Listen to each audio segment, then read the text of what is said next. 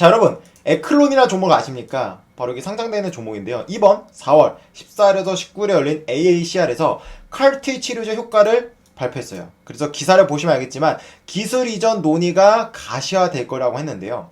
여러분, 바이오 주주분들, 바이오에 관심 있으신 분들 알겠지만 항상 뭐 데이터를 발표를 앞두고 데이터를 발표하면 뭐 기술 이전 논의 중, 협상 중 막 이런 게 항상 뜨잖아요. 그죠? 근데 제가 항상 매번 말씀드리지만 기술 이전은 사실 가장 베스트는 전이상 단계에서 데이터도 나오기 전에 글로벌 빅파마들이 가져가는 게 가장 좋거든요. 근데 찾아보니 에클론이 전이상 단계에서 기술 이전된 게 있더라고요. 그런 것들은 쉽게 말하면 싹이 다른 거예요. 데이터가 나오고 글로벌 빅파마가 사기보다는 글로벌 빅파마들은 작용 기전을 보고 이 작용 기전이 내 약과 시너지가 날까? 아니면 단독으로 하더라도 이 작용 기전이 우수한가를 보고 바로 빠르게 사간단 말이에요. 그런 면에서 볼 때 에클론이 이번에 CAR-T 치료제 임상 1상을 발표했는데 과연 기술 이전이 될까? 이 가능성도 한번 우리가 보는 거고요. 이번에 발표한 데이터를 보면 임상 1상에서 3가지 용량 투여군을 했는데 그 중에 가장 저용량, 그 다음 두 번째 중간 용량 2개 그룹에 대한 치료 효과를 공개했어요. 그러니까 고용량은 아직 안 했다라는 거예요. 오케이. 그런데 내용을 보면 6명의 환자 중 3명에게서 완전간에는 CR이죠. 암세포가 보이지 않는 거고 이게 5년 동안 유지되면 우리는 완치라고 말합니다. 그리고 2명에게서는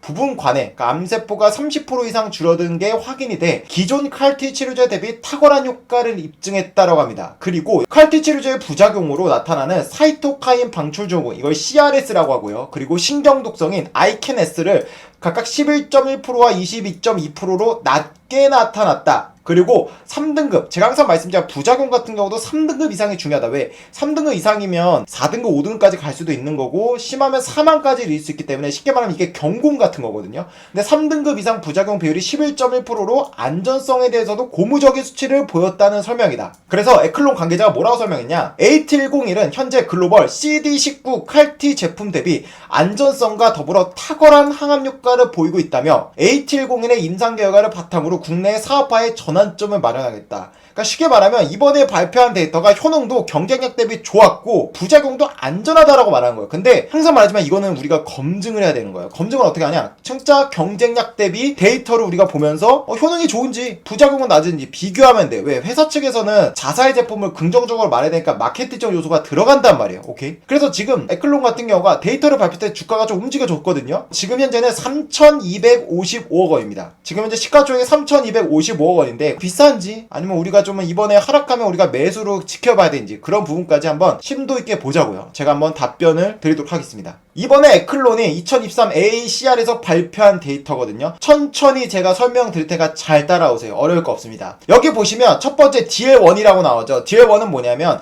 얘네가 용량을 3가지를 확인합니다. 보통 임상 1상은 3+3이라 그래서 여기서 안전성이 문제가 없으면 플러스 넘어가는 거거든요. 근데 지금 아까 보셨겠지만 DL3은 이번 데이터 발표한 게 없죠. 이게 가장 DL1이 저용량, 그 다음에 중간 용량, 이게 고용량이에요. 가장 낮은 저용량에서는 CR이 3명 나왔고 퍼센트로 따지면 50%, PR, 암세포가 30% 이상 줄어든 환자는 2명 나왔고 33.3%, 그래서 ORR이 83.3%가 나왔다. 그리고 DL2, 그 다음 중간 용량에서는 전체 환자가 3명인데 이 중에 3명이 다 CR에 나왔고 그러니까 ORR이 100%겠죠. 여러분, CAR-T 치료제가 뭔지 아십니까? CAR-T 치료제가 꿈의 항암제, 원샷 항암제, 하지만 너무 비싼 항암제라는 별명이 붙어있어요. 왜냐면 이 항암제의 특징이 뭐냐면 이 약을 먹었을 때 효과가 굉장히 빠르게 나와요. 보통 빠르면 한 달 만에 나오고요. 늦어도 3달 안에 효과가 나옵니다. 근데 우리가 효과가 나온다라는 건 쉽게 말하면 PR, 암세포가 30% 이상 줄어든 것부터 효과가 있다라고 해서 그걸 ORR이라고 하거든요. 근데 이 CAR-T 치료제 같은 경우는 PR보다 거의 CR이 많이 나와요. 그러니까 이 약의 CAR-T 치료제의 특성이 바로 완치가 되기 위해 먹는 약입니다. 그리고 우리 뭐 키트루다나 많은 항암제들은 한 1년에서 2년 주기적으로 먹거든요. 그러다 보니 내성이 오잖아요. 그죠? 근데 이 약은 단 1회 투여입니다. 그래서 꿈의 항암제라는 거예요. 약을 많이 먹으면 부작용도 많아서 굉장히 힘든데 이 약은 한 번만 먹어도 CR이 된다고? 내가 만약에 이 환자가 된다면 이 약은 정말 로또 같은 항암제라고 말할 수 있죠. 그런데 이 약의 치명적인 단점이 뭐냐? 굉장히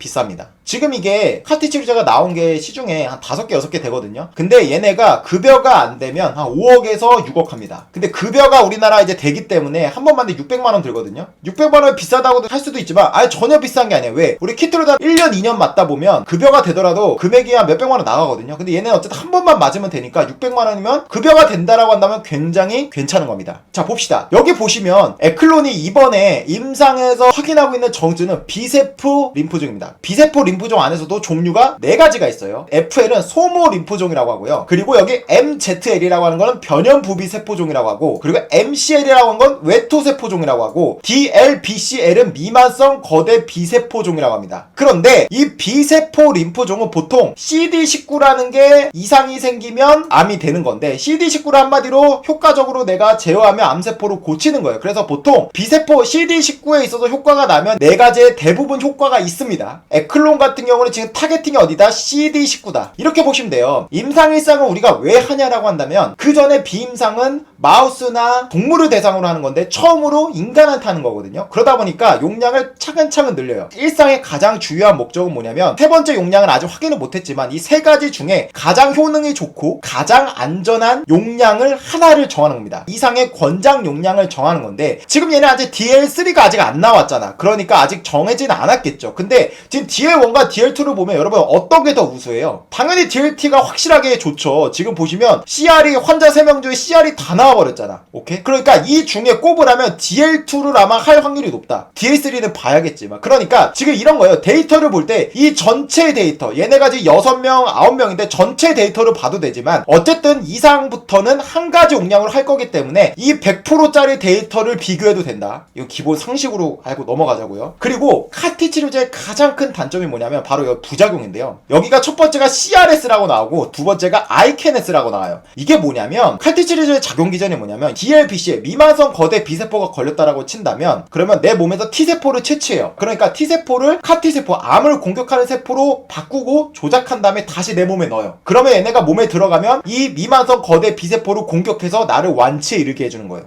그러면 우리가 딱 생각할 때 이런 거 있죠. 내 몸 안에 있는 정상적인 T세포, 이게 면역세포거든요. 우리가 감기나 어떤 암이나 이런 걸 때도 자연적으로 치료가 되는 부분이 면역작용이 발동하면 낫는 건데, 그거를 유전자를 조작한 거잖아요. 그러다 보니까 부작용이 납니다. 근데 이 CRS는 뭐냐면 사이토카인 방출 증후군이라 그러고, ICANS는 이뮨, 어소시에이트 뉴트로지컬 이벤트라고 해서 신경학적 독성이라고 말합니다. 이 2가지가 굉장히 낮게 나오는 게 중요해요. 왜? 칼티 치료제 같은 경우는 효과가 좋잖아요. CR이 나오는 만큼 이 부작용 때문에 죽는 사례가 꽤나 임상에서도 발생을 합니다. 지금 CRS가 보면 여기 뭐라고 나옵니까? 타임 투 온셋 11일, 12일 만에 이 약을 먹고 한 2주 안 돼서 이 증상이 나와요. 근데 이 약에 있어서 치료제가 있거든요. 그 코로나 치료제로 쓰이는 건데 그걸 먹으면 하루에서 4일 만에 해결은 됩니다. 근데 이게 쉽게 말하면 운이 없으면 심각성이 돼서 죽을 수도 있어요. 그래서 카티 치료제에 있어서 가장 중요한 건 뭐냐면 CR은 당연한 거고 부작용이 얼마나 낮게 나온지가 우리가 차이점을 볼 수 있는 포인트다. 이거를 좀 보시면 DL2 같은 경우는 지금 DLBCL이 지금 2명 다 3개월 만에 깔끔하게 완치가 나왔죠. 이게 정석이에요. 빠르면 1개월 안에도 나오거든요. 근데 얘네 지금 보면 1개월 안에 나온 게 없잖아. 그러면 DL3는 아직 확인을 안 했지만 DL3 같은 경우는 1개월 안에 CR이 나올 가능성이 높아요. 다만 그만큼 부작용이 나올 수도 있기 때문에 그거는 지켜봐야 됩니다. 그리고 지금 여기 부작용의 CRS랑 ICANS가 각각 CRS는 그래도 3등급 이상은 0명 아예 안 나왔고, ICANS는 그래도 3등급 이상 11.1%잖아. 근데 이게 지금 DL1, 2에서 어디서 나오는지 몰라. 이거를 합친 거예요. 저는 그거를 못 찾았어요. 근데 이게 만약에 CRS가 지금 DL1에서 나왔거나 2에서 나왔거나 이런 정보가 있으시면 채팅 쳐주세요. 그럼 제가 나중에 편집할 때 좀 수정해서 올리겠습니다.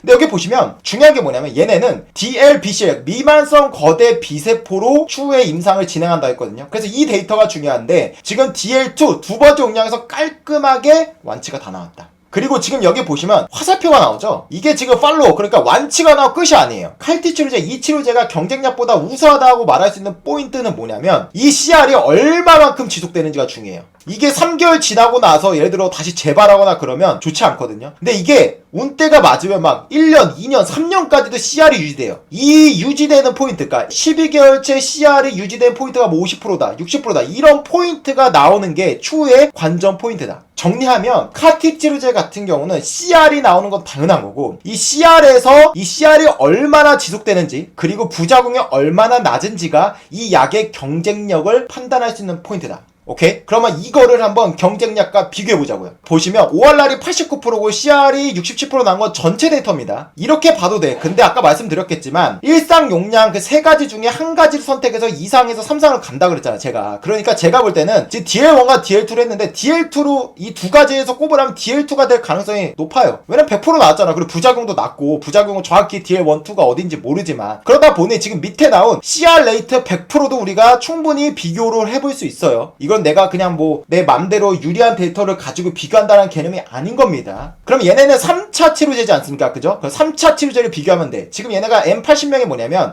지금 에클론이 이번에 발표한 게 1상인데 1A와 1상과 2A상을 동시에 승인 받았거든요. 얘네가 여기서 바로 2상을 갈 거야. 2상의 환자는 80명을 대상으로 할 거고 바로 DLBC의 3차 치료제를 한다는 거예요. 지금 말씀드렸죠. 위에 지금 이 비세포 림포종도 4가지 종류가 있다라고 했잖아요. 근데 DLBCL이 지금 DL2 용량에선 2명 다 완치가 났잖아. 100%가 나왔잖아요. 그러니까 우리는 이거 좀 괜찮은데라고 판단해볼 수 있는 거예요. 그럼 보시면 이 지금 칼티 치료제 같은 경우는 2017년도인가 킴리아가 가장 먼저 나왔고 그 다음에 에스카다 이렇게 해서 지금 얘네가 적응증으로 하는 부분에 있어서 3가지 약이 나와 있어요. 그리고 가장 중요한 건 뭐냐면 얘네도 모든 타겟이 어디냐? 바로 CD19다. 표적이 똑같다라는 건 뭐냐면 쉽게 말하면 작용 기전이 유사하다라는 거예요. 그러면 일단은 CD19이기 때문에 효과가 있는 거 당연한 건데 과연 포인트가 뭐냐? 경쟁력과 차이점이 뭐냐도 보는 게 중요한 건데 그거는 이따 설명드리겠지만 CD19 지금 예스카다, 노바티스, BMS는 다 똑같은데 에클론이 다른 게 뭐냐면 얘네는 인간화 항체를 씁니다. 근데 이 나머지들은 마우스의 항체를 써요. G라는 거죠. 그럼 이렇게 생각할 수 있어요. 당연히 G보다도 인간화 항체가 뭔가 더 좋아 보이죠. 그죠? 그냥 기본 바이오 상식적으로 본다면 인간 항체를 쓴다면 효능은 더 잘 나올 수 있고 아무래도 같은 인간의 항체다 보니 부작용은 좀 낮을 수 있습니다.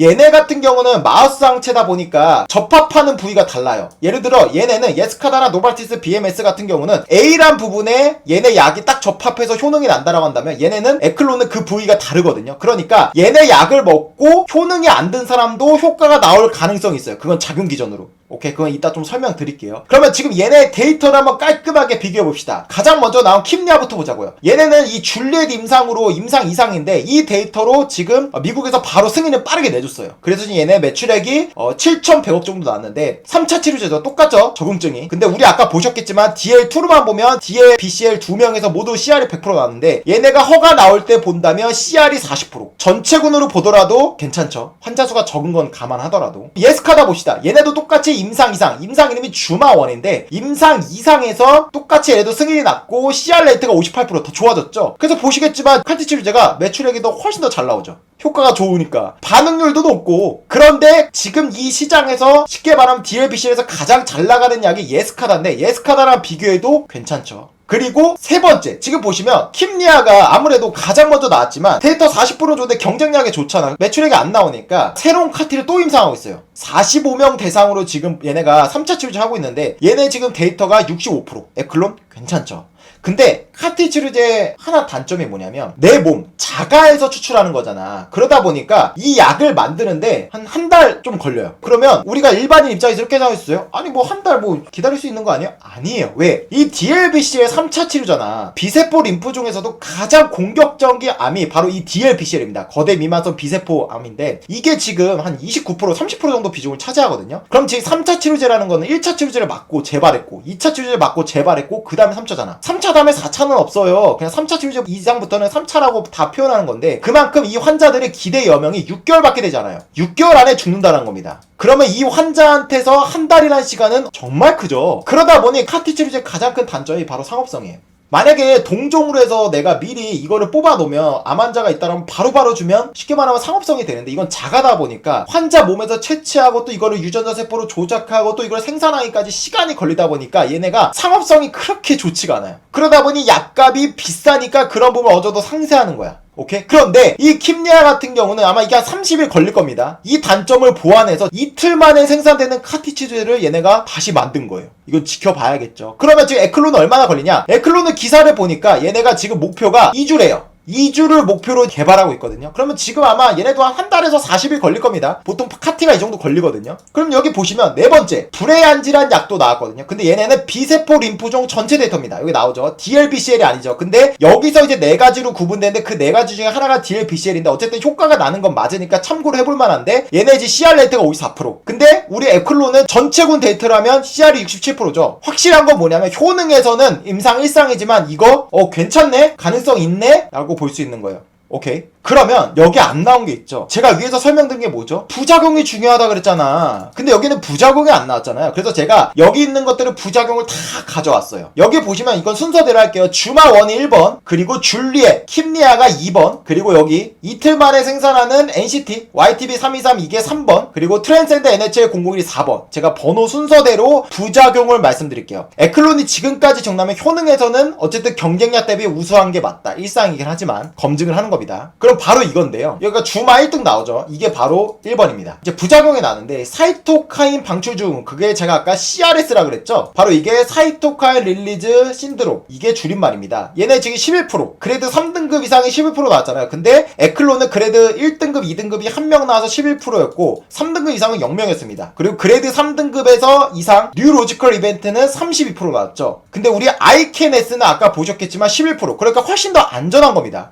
안전성도 일단 1번까지는 오케이. 근데 제가 또 이런 의문이 들더라고요. 뭐냐면 위를 보셨겠지만 여기는 지금 CRS라고 나오고 이건 아이켄스잖아요. 이게 줄임말이 뭐냐면 뭐 이뮨 셀 뭐 어소시에이트 뉴로지컬 신드롬 이거거든요. 지금 CRS는 여기 보시면 CRS라고 나오잖아. 사이토카인 릴리즈 신드롬. 근데 이거는 뉴로지컬 이벤트라고 나와. 이건 N이잖아. 그러니까 이거랑 저기는 아이켄스라고 하는데 이거 왜 약자가 다르지? 이거 되게 중요해요. 그러니까 이런 거죠. 여러분 제가 부작용할 때도 뭐라 설명드리죠? 그냥 약을 먹으면 나오는 부작용이 A가 있다고 했잖아요. 근데 이거를 한 번 더 분석해. 그래서 이 약과 관련된 부작용이 뭐야? 트리트 릴레이티드 A라고 하잖아. 그래서 제가 항상 말씀드린 게 이 TRA가 중요하다라고 했잖아요. 그러니까 저는 이런 생각이 든 거예요. 뉴로지컬 이벤트는 쉽게 말하면 신경학적 그냥 부작용을 다 말하는 거고 이거를 한 번 더 분석하면 아이케네스가 나오나? 그러니까 TRA 개념인가라는 의문이 생긴 거예요. 왜? 아이케네스로 나오면 좋은데 여기는 뉴로지컬 이벤트라고 나오잖아. 그래서 제가 이걸 좀 찾아봤거든요. 이걸 제가 구글에서 검색해보면 나와요. 지금 아이케네스 아까 말씀드린 아이케네스의 줄임말 이거예요. 이뮨 이펙터 셀 어소시에이티드 뉴로토식티 신드롬. 그러니까 이게 바로 신경학적 독성을 말하는 건데 위에는 지금 아까 뉴로지컬 이벤트만 나왔잖아. 그래서 이걸 또 정의를 보니 명확하게 이 뜻이 뭐냐면 아이케네스는 할 수 있다, 나타난다. 뭐냐면 컨퓨전, 혼란, 헤드에치, 두통, 어텐션 디피드, 주의력 결핍, 월드 파인드 디피컬티. 그러니까 단어를 선택하는 게 어려워. 지금 내가 에클론이라고 말하고 싶은데 에클론이라는 단어를 못 말해.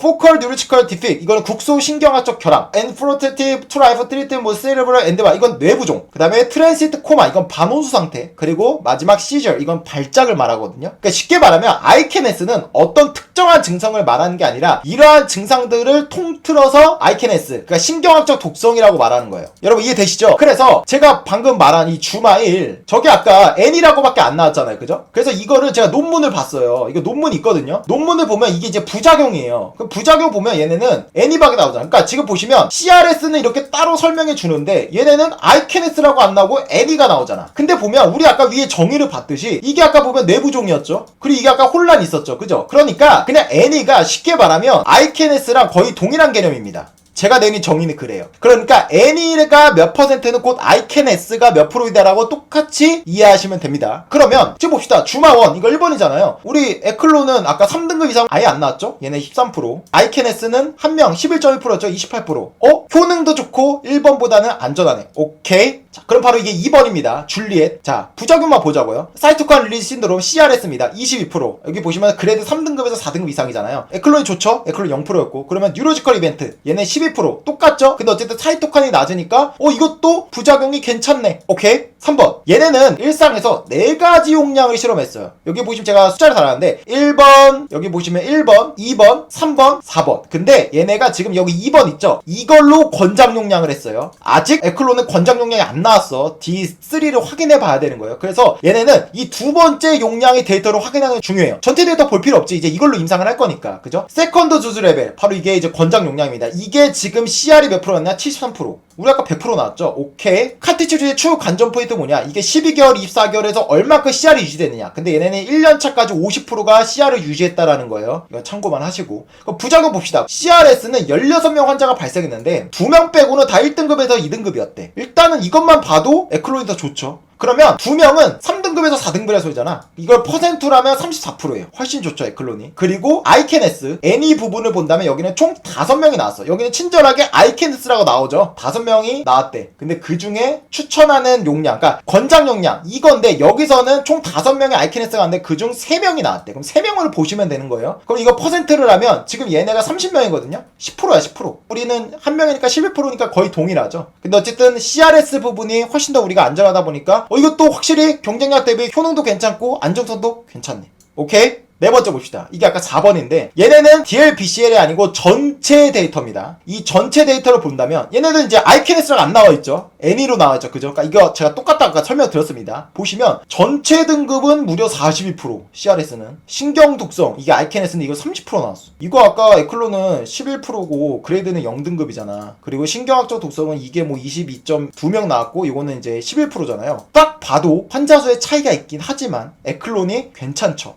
괜찮아요. 확실하게 괜찮아요. 그러면 이게 끝이냐? 아니요. 추가적으로 가져왔죠. 국내에서 이제 올해 얘네가 상장하려고 하고 있거든요. 뭐 기술 특례 뭐 통과했다라고 해요. 큐로셀이라는 종목이 있어요. 얘네가 사실 국내 기업 중에서는 카트리지에서 가장 앞서 있습니다. 에클론보다 앞서 있어. 그래서 제가 이거 장애 시장에 있나 해서 이거 시가총액 얼마인지 검색했는데 뭐 판매하는 사람 사는 사람이 없더라고요. 이게 만약에 상장한다면 이게 바로 에클론의 경쟁 기업입니다. 얘네가 만약에 5천억 받는다. 그러면 에클론도 저평가라고 분명히 나올 거예요. 그건 여러분들 미리 알고 가세요. 근데 얘네는 이미 2022년도에 혈액암 학회에서 데이터를 발표했거든요. 근데 여기 보시면 잘 안 보이겠지만 지금 얘네도 똑같이 3가지 용량을 확인했어요. 이게 1, 이게 2, 이게 3거든요. 근데 얘네도 보시면 알겠지만 3에서 100% 나왔죠. 여기도 CR이 100%야. 4명인데 4명이 다 100% 난 거야. 아까 말씀드린 카트리지도 다 이래요. 그냥 무조건 CR입니다. 이건 당연한 거예요. 부작용이 어떻게 나왔냐? CRS는 3등급 2건이 나왔어. 18%. 그리고 신경도소 부작용 아이케네스 같은 경우는 2등급에서 1건, 3등급은 아예 없는 거야. 이것도 안전해요. 9%. 근데 우리 아까 2등급은 1등급 2등급이 2명 나와서 22.2%였잖아. 그러니까 쉽게 말하면 이거는 거의 또이또이다. 왜냐면 에클론은 3등급 이상 CRS는 0명이었으니까 여기서는 지금 얘네가 많이 나왔지만 신경독성이 얘네가 잘 나왔잖아. 그러니까 이거는 지금 큐로셀과 비교할 때 거의 비슷하네 라고 보시면 돼요. 그러니까 이거는 좀 경쟁자입니다. 에클론보다 임상이 앞서 있어요. 얘네 지금 임상 이상을 이미 하고 있거든요. 큐로셀에 대한 데이터도 여러분들 체크하셔야 된다. 에클론에 관심 있으신 분들은. 또 한 가지 더 있습니다. 교보직권에서 말하지 않은 바로 이 데이터. 얘네도 똑같이 First in Human, 임상 1상이에요. CD19로 타겟으로 하는 겁니다. 근데 얘네의 특징점이 뭐냐면 얘네가 CD19로 하는 카티치루제라고 하죠. 근데 얘네 뭐라고 합니까? 크리스퍼 에디트, 유전자 조작입니다.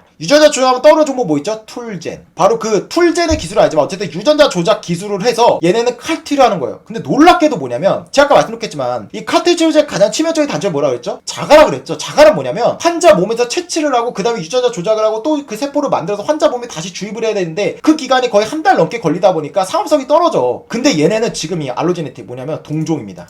동종은 뭐냐? 예를 들어 리서처 TV에 보면서 이걸 채취해. 그 다음에 약을 대량 생산해놔. 그 다음에 환자가 오잖아. 그럼 바로바로 투여하면 돼요. 쉽게 말하면 이게 상업성이 되는 거예요. 제가 예전에 박셀바이오 말할 때도 박셀바이오 가장 큰 단점이 자가라고 했잖아요. 근데 이게 지금 최초로 동종으로 하고 있는 거예요. 근데 얘네 보시죠? 다 CR에 나왔어요. 이거밖에 놀라시면 안 돼. 아까 말씀드렸지만 CR은 당연한 겁니다. 분명히 여러분들 인지하고 가셔야 돼요. 근데 여기 보시면 어떻게 나오냐? 한 달 만에, 지금 이 기간이잖아요. 이 한 달 만에 6명 중에 5명이 다 나왔죠. 한 명은 그것도 2달. 아까 말씀드렸지만 이게 카트리지의 특징이에요. 꿈의 항암제라 말하는 게 뭐냐면 빠르면 한 달, 늦어도 3달 안에 무조건 완전 간회가 나옵니다. 근데 중요한 포인트가 뭐라 그랬다? 이게 얼마만큼 유지되냐? 근데 얘네 봐. 3개월 차 나왔는데 15개월까지 유지가 되고 있죠. 얘는 12개월까지 유지되고 있고. 그러니까 이런 포인트가 나중에 발표될 건데 에클론이 그게 관전 포인트다 인지하시고. 근데 이제 운이 없으면 뭐 1개월째 완전 간회 갔는데 2달 뒤에 3개월째 다시 또 이제 재발하는 이런 경우도 발생하는 거. 에클론 같은 경우도 DL1, 2를 합치면 CR이 67% 나왔지만 제가 말씀드렸지만 분명히 용량을 하나를 설정할 거기 때문에 DL2를 봐도 된다 그랬어요. DL2는 깔끔하게 CR이 다 나왔잖아. 100%로 비교해도 돼요. 지금까지 쉽게 말하면 효능은 거의 똑같다 보시면 됩니다. 차이점은 이제 부작용인데 부작용 한번 볼까요? 한 명이 CRS가 그레이드 1 등급이 나왔다. 그리고 이 CRS가 이어졌는데 이 환자가 그대로 그레이드 3등급의 아이케네스가 나왔대. 한 명. 그러면 지금 에클론이랑 똑같잖아. 그러니까 효능도 좋은데 부작용도 되게 좋은 거예요. 이거 보셔야 돼요. GBHD 보이죠? 이게 뭐냐면 There was no case of GBHD. GBHD 이게 이식숙주 편대라는 거거든요. 이제 한 명도 없었대요, 부작용이. 이게 왜 중요하냐면 얘네는 동종이니까 내 몸에서 T세포를 주는 게 아니라 남의 세포를 내 몸에 넣는 거잖아. 그럼 당연히 면역 거부 반응이 나올 수 있습니다. 그러면 이 T세포가 내 몸을 지켜야 되는데 정상세포를 공격해서 죽이는 무서운 자가면역 질환 중 하나가, 부작용 중 하나가 GBH 이식숙주 편대라고 하거든요. 이게 나오면 안 되는데 이게 안 나왔어요. 그러니까 이 카리보의 이 기전도 굉장히 우리가 좀 주목해야 되는 거고, 이게 바로 에클론의 경쟁력이라고 보셔도 됩니다. 에클론에 관심 있으신 분들은 참고하셔라. 그럼 이런 겁니다. 어떤 이런 반대적인 면을 말하는 거를 우리가 꼭 참고하시면 좋은데, 이 기사가 최근에 나온 거예요. 이번에 발표된 저용량과 중용량 투여권에서 이상 반응 비율이 나왔지만 우리가 이거 확실히 확인했죠. 낮았죠. 고용량 환자에서도 안전성이 유지되지는 아직 알 수 없다. 이거 맞죠? 아까 DL3는 아직 안 했죠. 근데 기대할 만합니다. DL2까지 부작용이 굉장히 낮았고 효능이 DL1보다 2에서 좋아졌으니 DL3도 DL2가 3개월쯤에서 남은 걸 보면 얘네는 1개월쯤에서 나오고 부작용도 어느 정도 좀 낮게 나올 수 있지 않나 기대감은 있어요. 아직 알 수 없다는 건 맞는 말이죠. 에클론은 보도 자료에서 비임상 시험 결과, 인간을 대상으로 한 게 아니라 마우스로 대상으로 한 임상 시험에서는 기존 칼티 치료 후 재발한 환자에서 보고된 CD19 돌연변이 세포에도 A701이 효과적으로 작용하는 것을 확인했다라고 밝혔다. 이 말이 뭐냐면 에클론의 약을 A701을 투여하면 이게 어느 부분과 접합점이 있어서 암세포로 들어가서 암세포를 공격할 거 아니에요, 그죠? 근데 지금 킴리아나 노바티스, 예스카다 같은 경우는 FMC63이야. 이게 이제 마우스 항체거든요. 근데 이번에 에클론 같은 경우 인간 항체고 이게 118이라는 거예요. 근데 이 인간 항체를 쓴 종목은 에클론이 유일합니다. 그러니까 접합 부위가 다르니까 킴리아를 먹고 불응한 환자도 이 약이 효과가 있다라고 주장하는 거고, 그건 비임상에도 증명이 됐어요. 근데 이번에 임상 데이터는 아직 그걸 효과를 확인 못했다라는 거예요. 근데 자금 기전도 볼 때 이거는 효과가 나올 가능성이 높아요. 반면에 킴리아를 먹고 불응한 환자는 노바티스를 먹어도 약의 효과가 나올 수가 없죠. 왜? 접합 부위가 똑같잖아. 이해되실 거예요. 이거는 추후에 우리가 관전 포인트다. 이것도 되게 중요한 거다. 바로 그 말이 뭐냐면 이번에 발표된 9명 임상 결과에서 기존 칼티 치료 이후, 그러니까 2차 치료제를 카티 치료제를 먹고 3차 치료제를 먹는 사람의 환자는 없었다는 거야.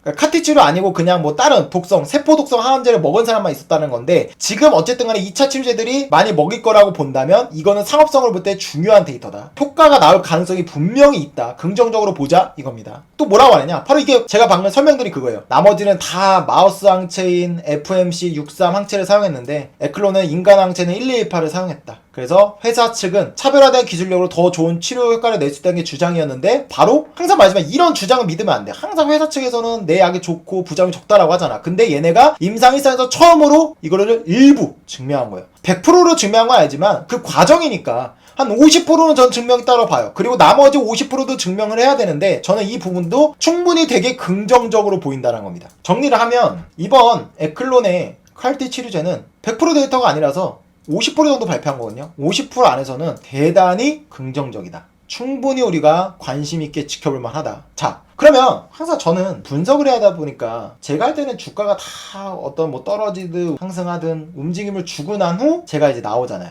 그럼 이제 여기서 중요하잖아. 여기서 어떻게 내가 떨어지면 떨어지도록 관심을 가져야 될까? 아니면 이제 기대감이 끝났나? 오르고 있다면 더 오를 수 있나? 바로 가장 중요한 그 엣지 포인트가 이거예요. 이게 뭐냐면 에클론이 2016년도에 전인상 단계에서 AC101이라는 파이프라인을 중국의 상하이 헬리오스라는 제약회사에 기술 수출합니다. 그 금액이 약 466억 원이었어요. 근데 얘네가 전임상 성공, 임상 1상 성공하고 임상 2상 진입하면서 마일스톤을 받으면서 얘네가 기술료로 받은 게 116억인가 돼요. 만약에 얘네가 성공한다면 로열티는 따로입니다. 그런데 여러분, 상하이 헬리오스 제약이 어떤 회사인지 아십니까? 얘네가 어떤 회사냐면 쉽게 말하면 중국판 셀트리온, 중국에서 가장 빠르게 바이오시밀러를 개발하는 게 바로 상하이 헬리오스예요. 그래서 얘네의 별명이 중국판 셀트리온입니다. 얘네 상장했을 때 시가총액이 얼마 받았냐? 4조.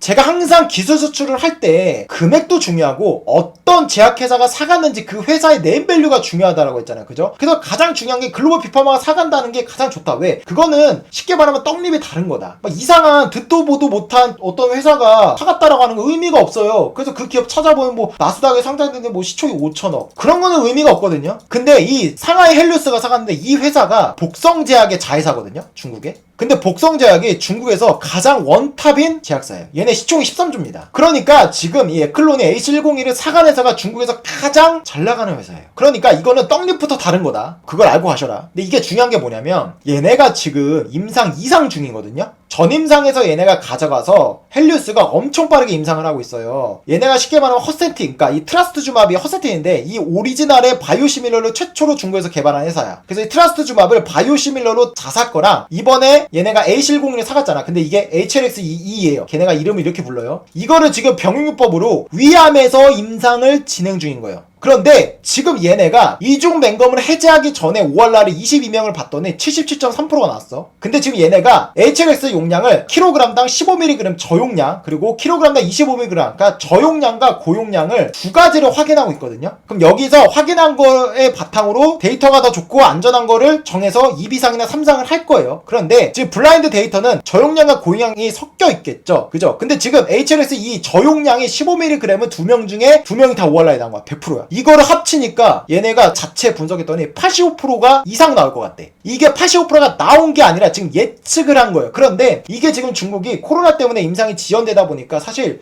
기사를 보니까 1월 달에도 발표할 수 있다라고 했는데 지금 4월 달인데 아직 안 했잖아. 그러니까 이게 지금 언제 발표할지 몰라요. 아마 곧 할 것 같아. 그러면 항상 말하죠. 또 85%만 보고 이거 대박이야 이러면 안 돼. 항상 우리는 이 85%라는 숫자가 경쟁력과 비교해서 경쟁력이 있는지를 봐야 되잖아. 봅시다. 이게 지금 그 데이터인데 이게 NCCN 가이드라인 2023 버전입니다. NCC 가이드라인은 뭐냐면 미국의 의사들이 이 가이드라인대로 95% 이상들이 따르는 겁니다. 여기 올라가는 게 결국 돈이 되는 거예요. 지금 위암인데 퍼스트라인이에요. 독성이 낮기 때문에 시스플라틴보다 옥사플라틴을 더 선호한대. 근데 지금 보시면 프리퍼드 이게 이제 1차 치료제를 말하는 거예요. 카테고리 1이라고 나와요.